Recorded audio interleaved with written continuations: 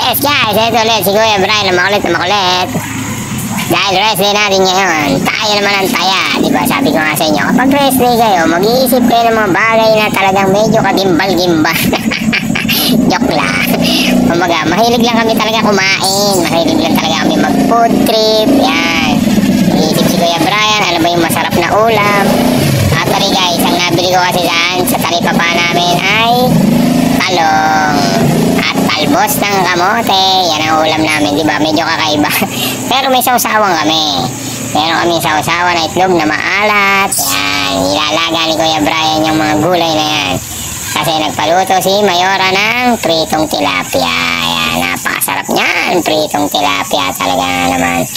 Actually guys, ito, flex ko nga pala sa inyo yung lugar namin. Ito yung village namin. Village daw. Lupit ng village namin, di ba? Yan naman, walang kasira-sira yung daan namin. Walang kalubak-lubak. Sabi ko nga sa inyo, ang ganda ng gutter. Ayan o, ito naman, ang ganda ng bangketa. Wala kang masasabi talaga dyan. Diba?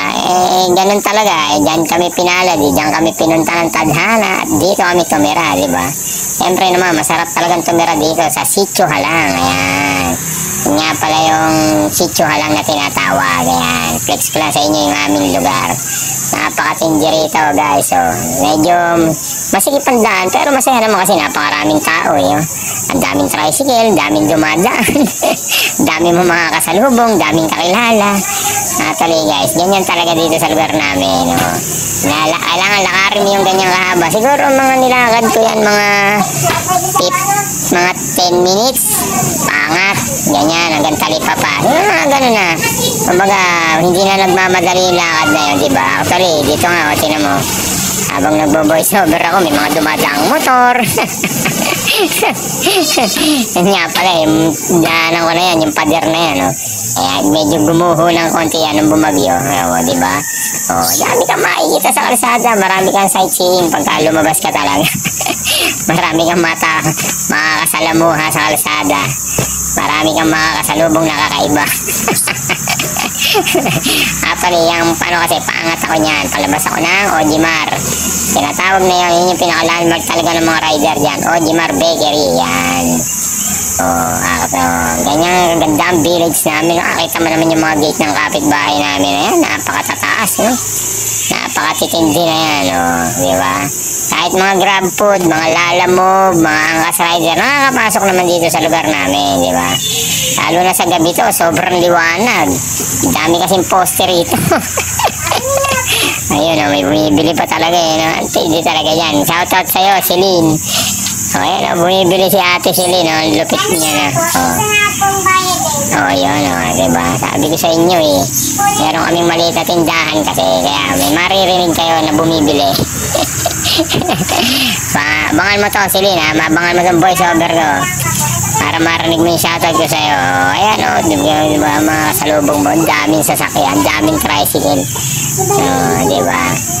Para sa mga taga Sitio Halang, shoutout sa inyo, Sitio Halang. Pupunta muna tayo ng talipapa. Tamang palengke lang muna, tamang bili lang tayo. Diba? Dahil nga rest day ni Kuya Brian, sabi ko nga sa inyo, maganda yung kalsada namin, walang katubig-tubig yan. Ang ganda pati ng mga kanal niya. Sarado ang mga kanal. Hindi niyo siya makikita. Mahuhulog kayo. Parang sira yung village namin. Bombo ang kalsada na siya. Diba? Kita niyo naman yung mga kanal namin. Diba? Lahat yan may takip. Charot. Kita nyo naman, daming tao, diba? Saya, parang piyesta. Ganda rito sa lugar namin. Ganyang katindi rito. Mapuno. Pero ang sarapan dito, walang pollution. Mabango yung lugar namin. Amoy halaman. Sabi ko naman sa inyo, itong madadaanan ko nyo, walang katubig-tubig. Pero mo, wala nang ulan, di pa natutuyo. Tingnan nyo naman yan, di ba? Siyempre, kung kabisado mo naman yan, gigilid ka lang ng kaunti. Ayan. Tatabilan tayo ng konti at baka naman tayo mahulog dyan. Tingnan, walang ulan, may tubig. Yan. Pangat kasi ng Ojimar Bakery yan, guys. Napakalupit, di ba? Sobrang saya sa lugar namin, oh. Tingnan nyo naman, mapuno, maraming halaman. Ano naman ang mga gate na matataas, mga sasakyan pumapasok, no? May mga sasakyan yung mga kapitbahay ko na yan, eh, oh. Birayin mo yun. Ang dami nilang sasakyan, walang paradahan. May paradahan na yan. Yung tricycle nga pala. Ojimar Bakery na, guys, oh. Yan ang Ojimar Bakery, oh. Yan ang paradahan ng tricycle. Araw-araw nilalakad ni Kuya Brian yan. Pasok sa trabaho. Pero ano lang yun, ang lakad ko lang siguro Sabado lang. Monday to Friday kasi nag-LRT. Diba? Hirap naman kasi sumakay na pag naglakad ka dyan, mag-jeep ka, magbabas, wala, malilate ka na. Ayan yung talipapa naman sa amin. Papunta ng La Colina. Ayan yung papunta ng La Colina Resort.